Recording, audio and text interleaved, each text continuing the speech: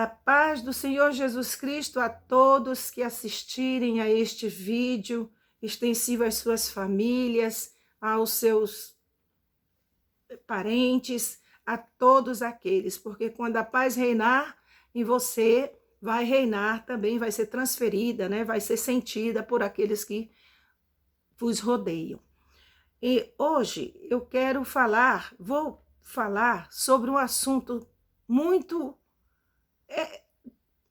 discutido. Na verdade, eu não me preocupo muito com este assunto, porque quando eu recebi Jesus Cristo como Senhor, ele me aceitou no reino dele, eu sabia que eu ia depender dele todos os dias, até enquanto eu estiver nesta terra, e depois, né, da nossa partida deste mundo, nós viveremos em outro nível, onde não haverá tentação, onde nós não corremos o risco de cairmos. Então, esse realmente não é um assunto de grande preocupação para mim, mas existem muitas divisões em termos dele, que é uma pessoa que foi salva pode perder a salvação? Olha, amigos, eu não vou dizer que eu tenho a resposta para isso.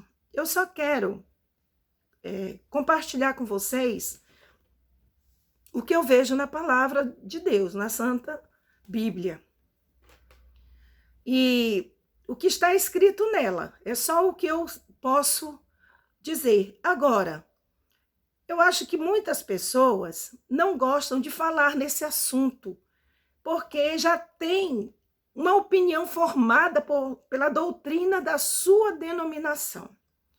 Mas eu peço a estas pessoas que vamos ficar comigo para a gente examinar as escrituras. Porque se você tem a sua convicção e ela é verdadeira, nada vai tirá-la. Não é? Quando eu tenho uma convicção de uma coisa, eu não me importo em ouvir o contrário, porque se eu tenho certeza, aquele contrário não vai me dissuadir da minha certeza. Não é? Mas eu estou sempre aberta para ouvir a opinião dos outros. Sobre estes assuntos, eu também estou aberta. Só que as opiniões, os versículos apresentados não me convenceram do contrário do que eu penso. Mas não é sobre o que eu penso que eu quero falar. Eu quero só examinar com os irmãos, né, com as pessoas que conhecem a Bíblia, sobre este assunto.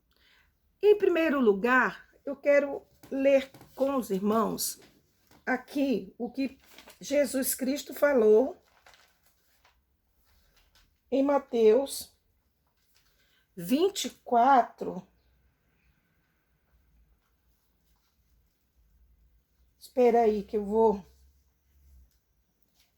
24, 11, e surgirão muitos, irmãos, vocês, eu chamo sempre irmãos porque o assunto é Bíblia, né? Mas pode ser que alguém que esteja aqui não seja do meu segmento cristão. Mas eu vou te chamar de irmão do mesmo jeito se você crê em Deus, tá bom? Você crê em Deus e professa, não precisa ser da minha denominação. Aliás, irmãos, eu me converti a Jesus Cristo, viu? Eu me converti a Jesus Cristo, isso é claro, foi sempre claro na minha cabeça. Eu não me converti a nenhuma denominação.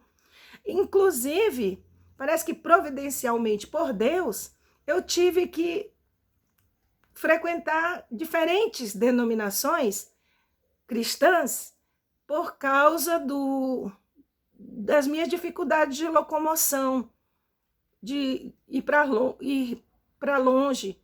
Então, muitas vezes eu tive que congregar na igreja mais perto, né, no templo mais perto. Isso para mim nunca foi problema, porque eu me converti a Jesus Cristo. Eu fiquei muitos anos numa mesma denominação, mas nunca eu me converti àquela denominação. Não, de jeito algum. Meus irmãos, quem morreu por mim foi Jesus. Ninguém tirou o brilho dele. E creio em Deus, em nome do Senhor Jesus Cristo, que ninguém vai tirá-lo. Então, aqui a palavra de Deus diz: estou com alergia, dona de casa, eu não posso abrir uma máquina que foi lavado roupa com sabão, foram lavadas roupas com sabão em pó. Porque na hora que eu abro, eu já saio com o nariz coçando, tonta. É alergia da dona de casa. Então, aqui a palavra de Deus diz, em Mateus 24, capítulo 11, e surgirão muitos falsos profetas e enganarão a muitos. E por se multiplicar a iniquidade, o amor de muitos se esfriará. Mas aquele que perseverar até ao fim será salvo. Aqui, o Senhor Jesus Cristo, meu Deus, olha que coceira. Aqui o Senhor Jesus Cristo está falando dos tempos dos tempos do fim. E ele vem falando sobre as dores, né? Quando vai se aproximando o parto, que foi comparado à volta de Jesus Cristo.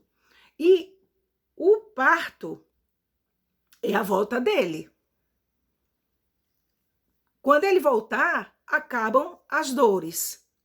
E aqui ele está falando que aquele que perseverar até o fim.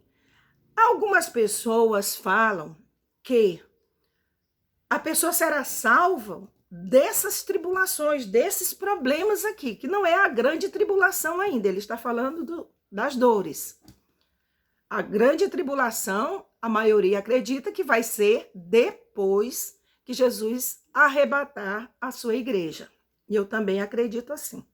Então, fala o seguinte: não será salvo dessas tribulações, desses problemas, desses sofrimentos, aquele que perseverar até o fim.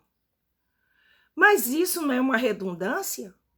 Se perseverar até o fim e findou o sofrimento, é lógico que a pessoa está salva daquele sofrimento, ele não existe mais. Então, Jesus falaria nesse sentido: ah, não, mas no final, né? Se você ficar até o fim, você será salvo dos problemas que terão fim. Aí é redundante. Na verdade, ele está falando aqui de um fim, de alguma coisa. E ele está falando de salvação. Para mim, isso não me convence, né? Porque se disser o seguinte: olha, aguenta firme até o fim, né? Aguenta firme na dor de parto. Quando terminar o parto, você será salva da dor do parto. Mas o parto acabou. É lógico que eu não vou mais ter dor. É lógico. Então, para mim, Jesus está falando de outra coisa. A Bíblia fala das 10 virgens. Eu penso o seguinte: uma coisa, para ser completamente clara, ela tem que encaixar em tudo. Para mim, a palavra de Deus é como, né, um quebra-cabeça. Tem peças que têm o mesmo formato, mas se você for encaixar, ela não vai encaixar na gravura que tem ali. Se você está montando uma paisagem, você não basta, porque um quebra-cabeça, muitas peças têm o mesmo formato, mas ela não vai encaixar na imagem. Então, você está montando uma árvore, pode ser que um pedaço do galho, um quebra-cabeça, uma parte, né? Uma peça encaixe ali, mas aí é um pedaço de um galho que está lá no outro lado da imagem. Então, eu já ouvi falar, eu não estou discutindo isso, eu só estou fazendo este vídeo para nós discutirmos ou avaliarmos o que está escrito. Dizem que as 10 virgens, 5 refere a Israel. Mas para mim não encaixa Israel, porque eu vou lhes fazer uma pergunta. Você que estuda a Bíblia, Israel espera um noivo? A nação de Israel espera noivo. Ou eles estão esperando o Messias que já veio, né? Como se ele viesse pela primeira vez. É noivo que eles esperam. Porque as 10 virgens esperam noivo. Elas não estão esperando o Messias que já veio. Elas estão esperando o noivo. E Israel, aí isso encaixa, né? Pode muitas coisas encaixar como sendo Israel. Porém, eu nunca ouvi falar que Israel esteja esperando o noivo igualzinho à igreja. Mas a parábola das 10 virgens diz que as 10 esperam o noivo. As 10 dormiram, as 10 tinham azeite. Só que umas negligenciaram. E diz que a porta se fechou. Elas estavam salvas? Elas esperavam o noivo. Elas foram salvas? Ou elas podem perder a salvação na grande tribulação? Se elas não suportaram as dificuldades desta vida e descambaram para outras coisas, se distraíram, elas vão suportar, todas elas vão suportar a grande tribulação? Um assunto. O outro assunto. Aqui está falando, nós vamos ler Hebreus, capítulo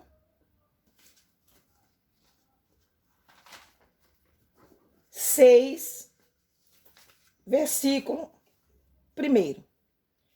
Pelo que deixando, deixa eu botar para cá. Pelo que deixando os rudimentos da doutrina de Cristo, prossigamos até a perfeição, não lançando de novo o fundamento do arrependimento de obras mortas e de fé em Deus, e da doutrina dos batismos, né? Para quem acha que só tem um, tem aquele, né? Da água e do fogo. E da imposição das mãos, e da ressurreição dos mortos, e do juízo eterno. E isso faremos se Deus permitir. Ele iria lá, mas não queria tratar de rudimentos. Porque os rudimentos é para quem nunca conheceu a palavra de Deus. Ele vai ser instruído nisso e o Espírito Santo vai fazer a obra no coração dele, para ele entender esses rudimentos, né? Que são, né, aqui, batismo, arrependimento, abandonar obras mortas, crer em Deus, os batismos, isso aí. Isso aí se prega para quem nunca ouviu, para que o Espírito faça a obra. E ele disse, nós vamos fazer diferente. Porque é impossível que os que já uma vez foram iluminados e provaram o dom celestial e se fizeram participantes do Espírito Santo, essa pessoa aqui, ó, é impossível, vai dizer lá mais para frente o que é impossível.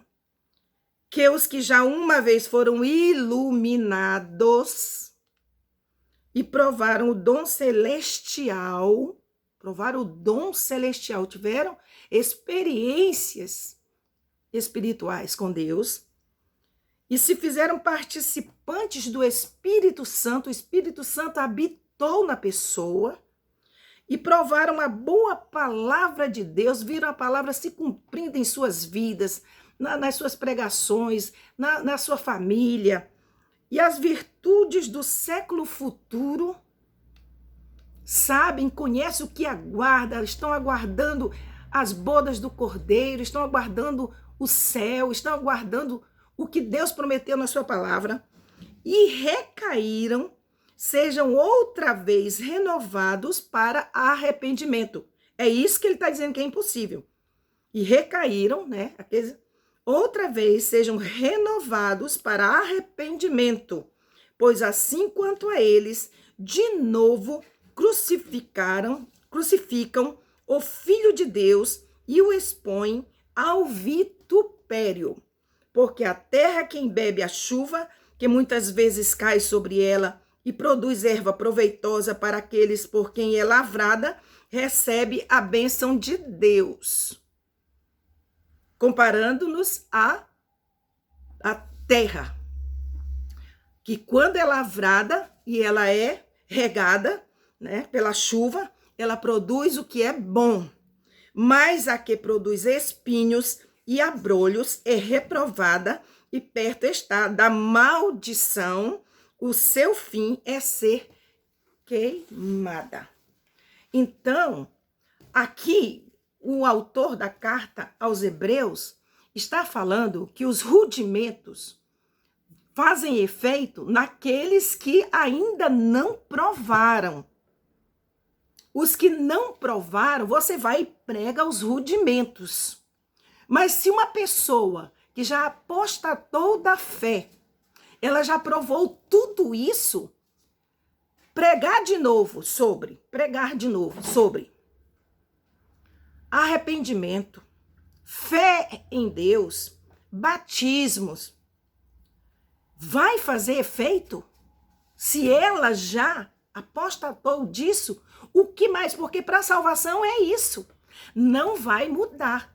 É arrependimento, perdão, né? Receber o reino de Deus através de Jesus Cristo, ser conectada ao Pai pelo novo caminho que é Jesus Cristo, ser batizado.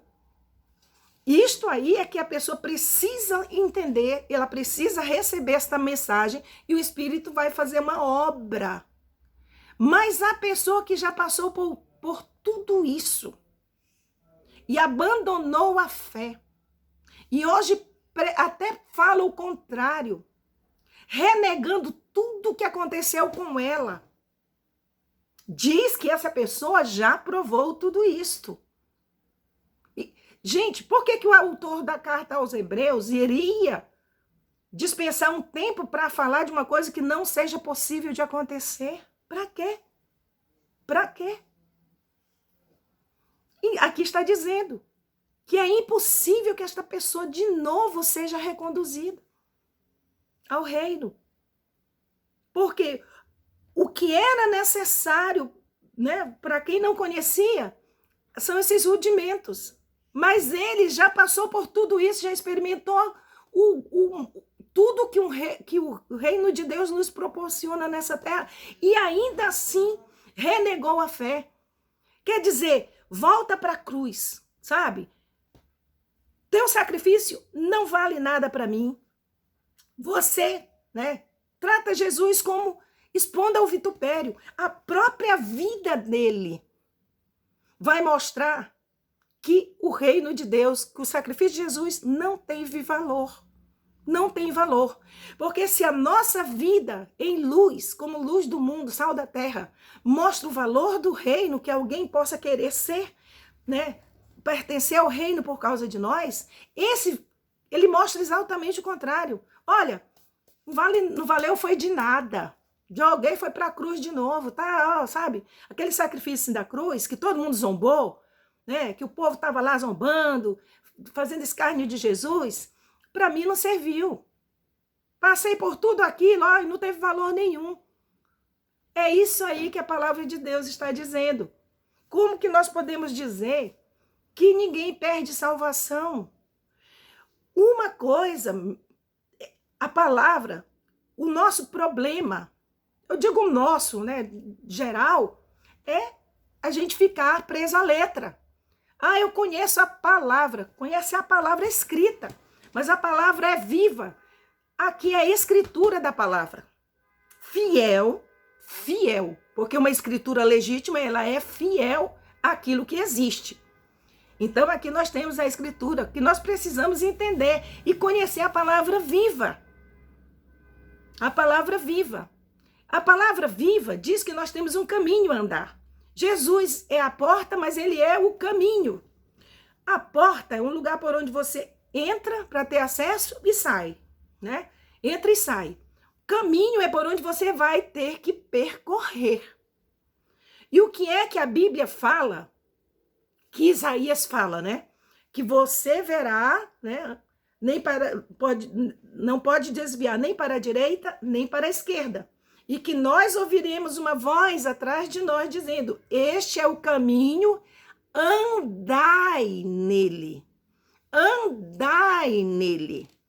Quem anda está indo para algum lugar. E quando é que nós estamos andando? Enquanto nós estivermos nesta terra. Enquanto nós estivermos nesta terra, nós temos que caminhar no caminho que é Jesus Cristo. O que é caminhar no caminho que é Jesus Cristo? Andar na palavra. Caminhar na palavra. Aí diz assim, onde está a graça? Primeiro, a graça nos deu um acesso que nós não teríamos condições. Ninguém teria condição de ser salvo. A graça nos deu o acesso ao Pai, nos religou ao Pai. Deus deu o Filho de graça e o Filho deu a vida de graça. Porém, onde está a graça? Além dele ter aberto a porta, em ele está conosco todos os dias. Ele diz que o justo cairá 7 vezes o Senhor o levantará. Não quer dizer que nós não temos mais pecado, que nós nunca mais vamos pecar no dia que nós nos batizamos, no dia que nós dissemos que Jesus podia entrar na nossa vida e tomar conta de nós e ser nosso Senhor e Salvador. Não quer dizer que nós nunca mais vamos pecar. Quer dizer que ele estará conosco. A graça de Deus abriu o céu para nós, rasgou o véu e também garante que ele estará conosco todos os dias. E quando nós cairmos, ele também nos levantará. Aí nós temos muita palavra na Bíblia sobre isso, né? Filhinhos, né? Não pequeis, mas se pecardes, tendes um advogado. Essa assistência do Espírito Santo, que na verdade ele está representando Deus dentro de nós. Ele é Deus dentro de nós, porque os três são um.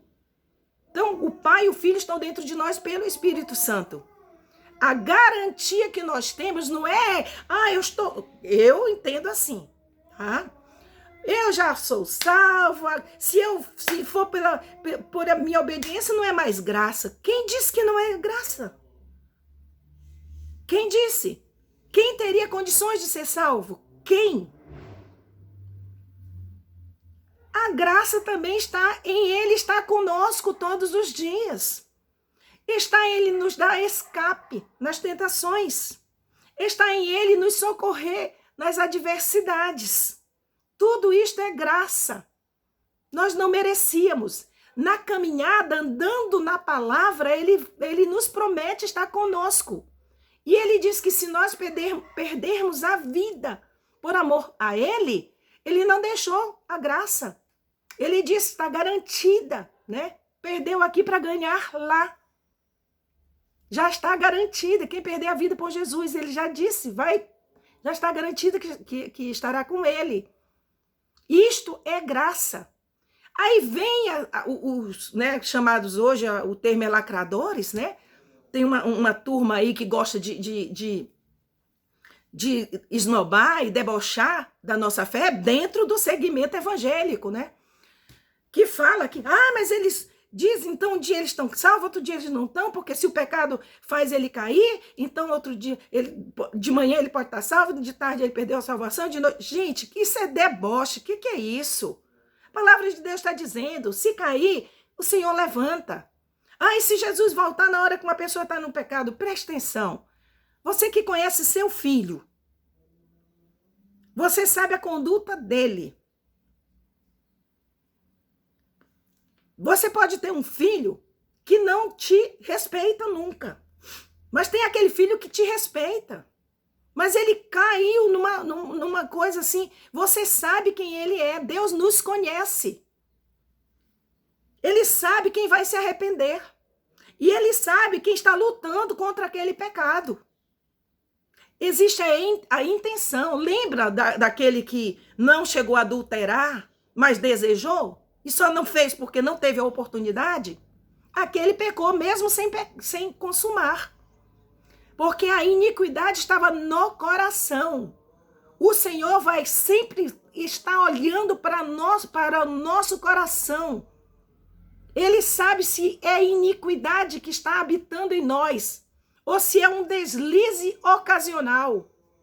Se ele conhece seus filhos, gente, não vamos reduzir a Bíblia a coisa simples, né? A uma cartilha de ABC. Peraí. Deus conhece os seus filhos.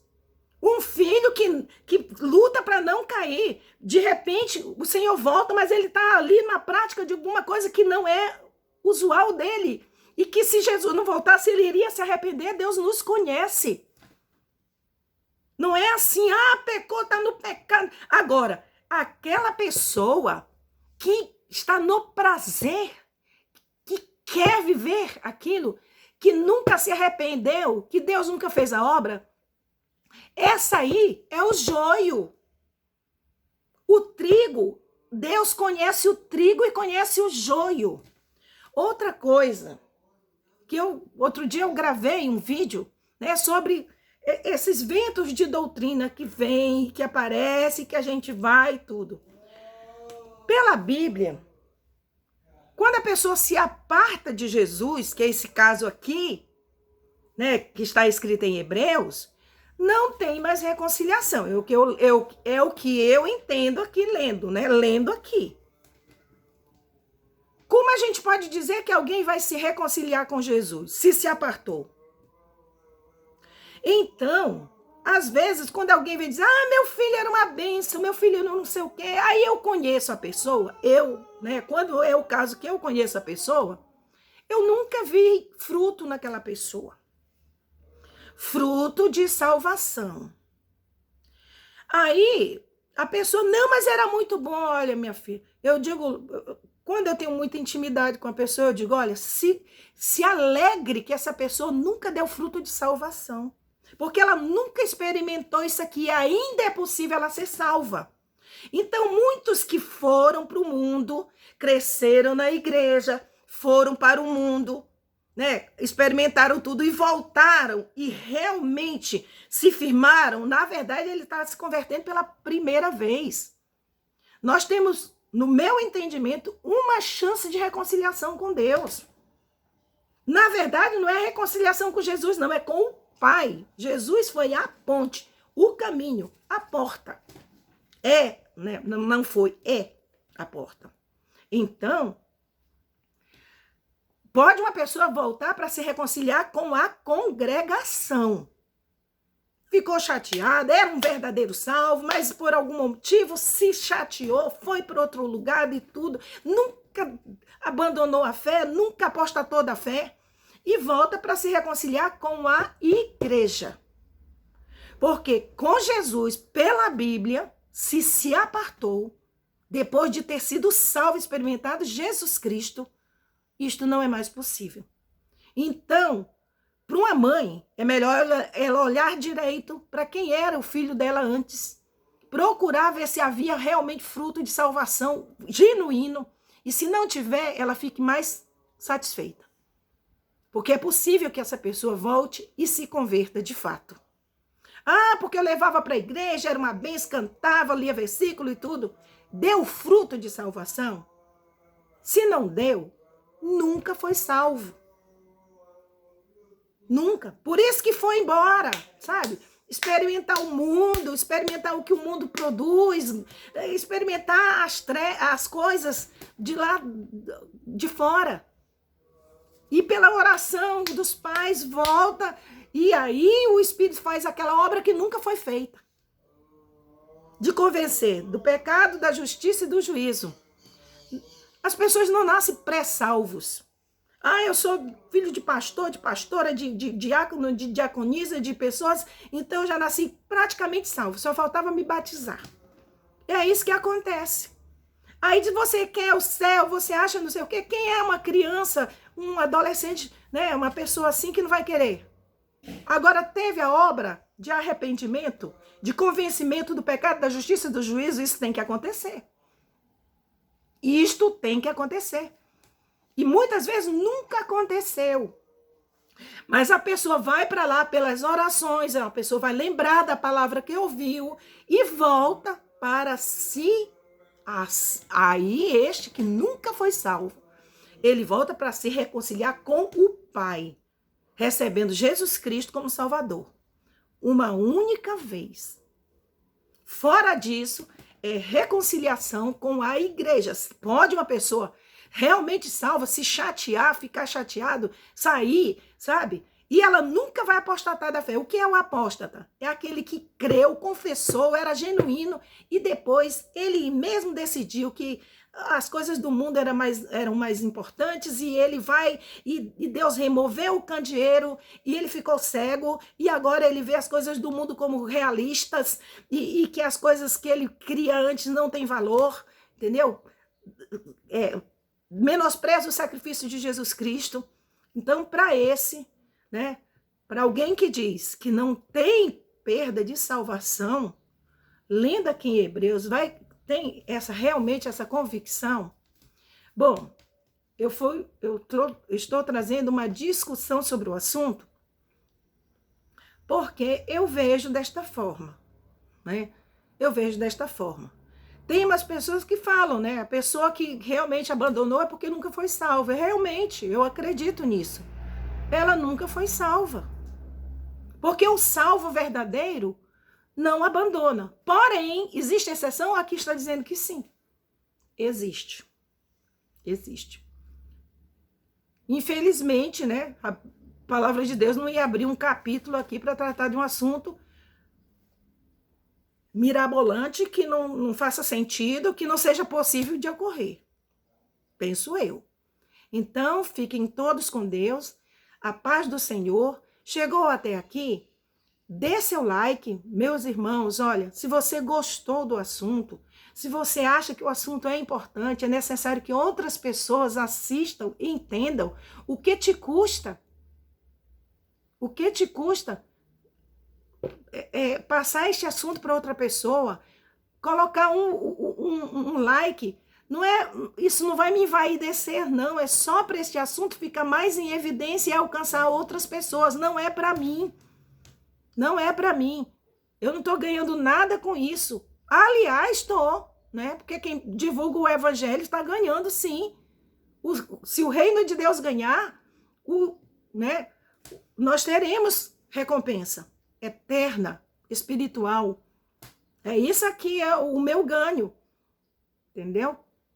Então, fique com Deus, na paz do Senhor Jesus Cristo. Deus vos abençoe e ajude a compreender a palavra de Deus. Como eu disse, eu não estou dando resposta, estou dizendo aquilo que eu acredito, né? Como eu entendo, né? E levantando a questão, tá bom? Então, um abraço, na paz do Senhor Jesus. Amém.